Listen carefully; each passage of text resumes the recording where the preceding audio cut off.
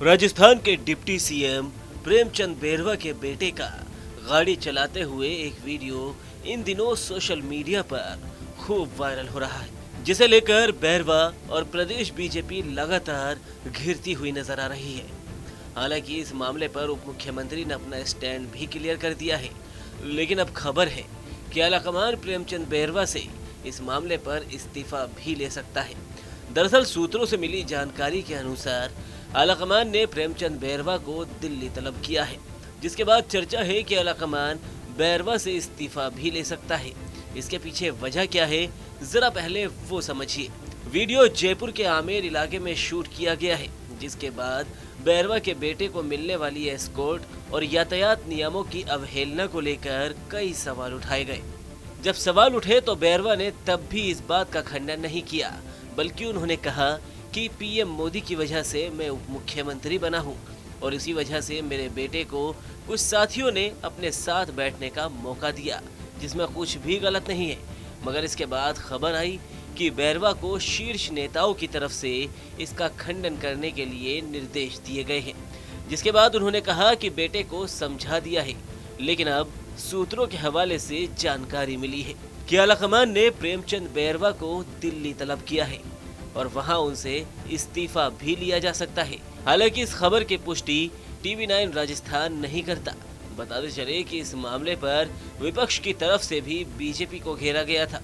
प्रदेश के पूर्व परिवहन मंत्री और कांग्रेस के दिग्गज नेता प्रताप सिंह खाचरियावास ने क्या कहा, सुनिए। ये बच्चों के मामले हैं। अब वो बच्चा मुख्यमंत्री जी का हो, उप मुख्यमंत्री जी का हो, बच्चों के मामले में मेरी बयान देने की आदत नहीं है। क्या मामला है क्या नहीं है, कोई बाकी बड़ी बात करो आप तो कोई अच्छा लगता है क्या? छोटे छोटे बात। अब पुलिस की एस्कॉर्ट चल रही है, नहीं है, समरत को नहीं दोष घुसाई, हम कहाँ झंझट में पड़े यार, हमारा क्या लेना देना।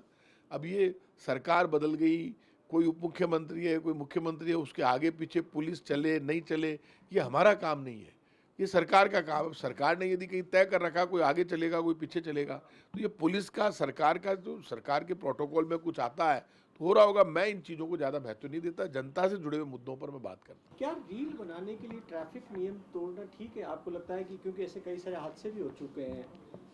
देखिए, मेरा मानना ये है कि ट्रैफिक रूल्स रेगुलेशन का हम भी पालन करते हैं, सरकार भी पालन करती है, सरकार को भी करनी चाहिए। और मैं तो खुद ये कहता हूँ कि ट्रैफिक और परिवहन विभाग सिर्फ इसलिए नहीं है कि आप लोगों के चालान काटें, रूल्स रेगुलेशन तो फॉलो सबको करने ही पड़ेंगे।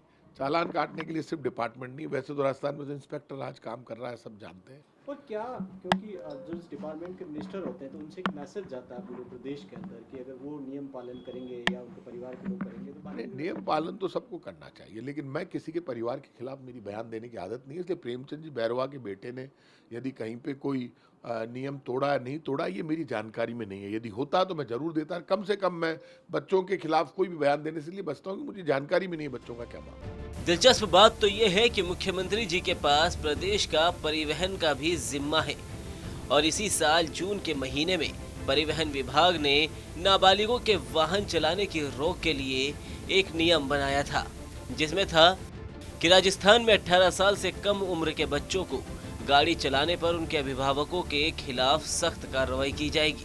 इसके लिए नए नियम 1 जून 2024 से लागू होंगे और वो नियम है कि अगर कोई 18 साल से कम उम्र का बच्चा गाड़ी चलाता हुआ पकड़ा जाता है तो उसके माता पिता को 25,000 रुपये का जुर्माना लगेगा। इसके अलावा अभिभावकों को 3 साल तक की जेल हो सकती है। वाहन का रजिस्ट्रेशन रद्द कर दिया जाएगा। नाबालिग 25 साल की उम्र तक ड्राइविंग लाइसेंस नहीं बनवा पाएगा। वाहन मालिक का ड्राइविंग लाइसेंस भी रद्द किया जाएगा।